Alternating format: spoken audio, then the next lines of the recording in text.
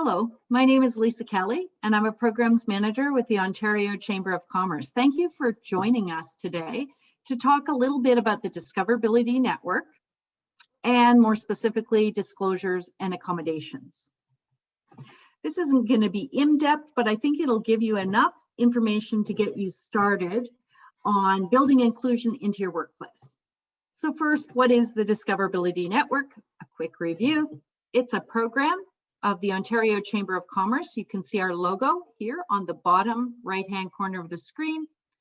And this is the Discoverability Network, which is a program that we offer through the Chamber. And basically, this program connects business to job seekers with disabilities to meet business and workforce needs. These are qualified candidates that have the skills and abilities that you're looking for, but just who happen to have a disability. The second, and so we have that free job matching platform for you to use. The second is free training on a number of topics offered free to any business who posts jobs on the Discoverability platform. And finally, we offer networking opportunities for businesses to connect to job seekers, to build confidence in interacting with a wide range of people with differences, and also to be able to connect to high potential candidates that you may choose to recruit. So what is disclosure? It's a big question. It's probably the question I'm asked more about than any other in this field. It's simply when an employee or a job seeker requests a change or a modification to remove a barrier so that they can do their job. So let's break that down. It can be either an employee or a job seeker. So if you're interviewing people, they can request an accommodation. They can, disclose not the specific disability, but just that they require a change or modification. Remove a barrier. Well, what might be a barrier? Well, barriers might be things like attitudes or stigma. That's probably the most common barrier that job seekers face. It could also be things like making sure a room is accessible, that they can enter it, that there's an accessible washroom available. It might be making sure that there's enough lighting for somebody to see clearly, or it might be that they require assistive technology during the interview, making sure that that's available. There's lots of different barriers we can remove related to information and communications, related to physical or built structure, related to attitudes or customer service. And that's simply so that people can do their jobs. It's not an extra, it's just what people need in order to be able to conduct a very good interview or conduct themselves in the workplace.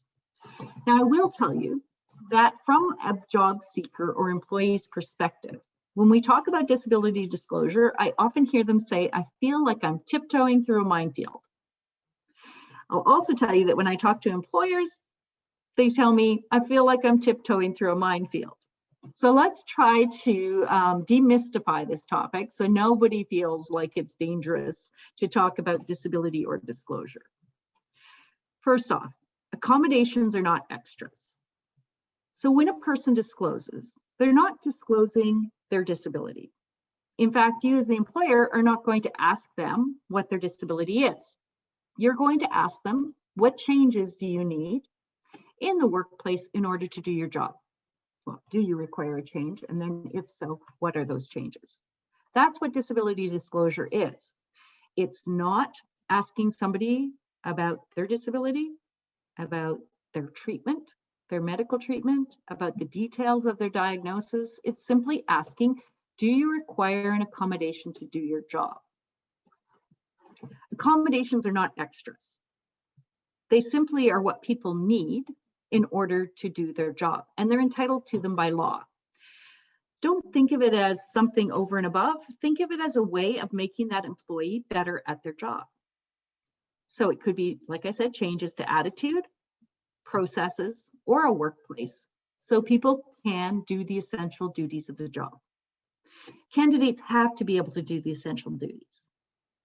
Standards aren't lowered, but things may be completed in different ways. We do this all the time.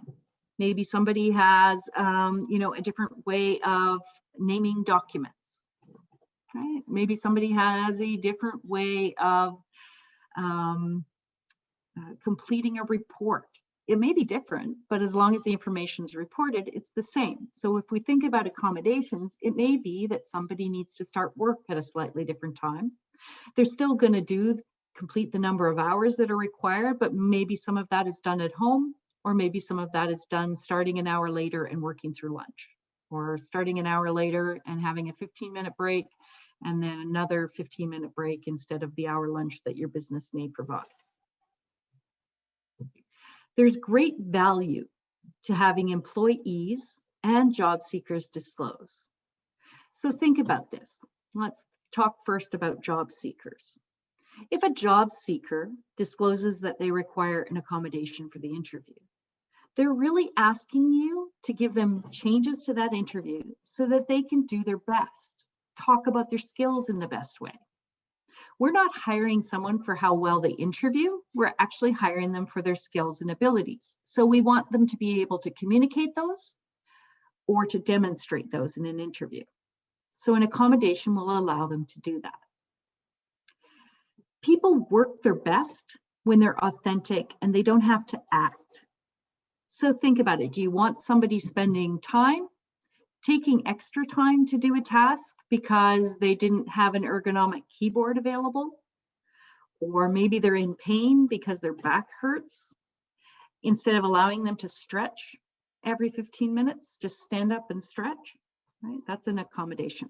So we want people to feel like they can be their true selves, ask for what they need in order to be able to do it well.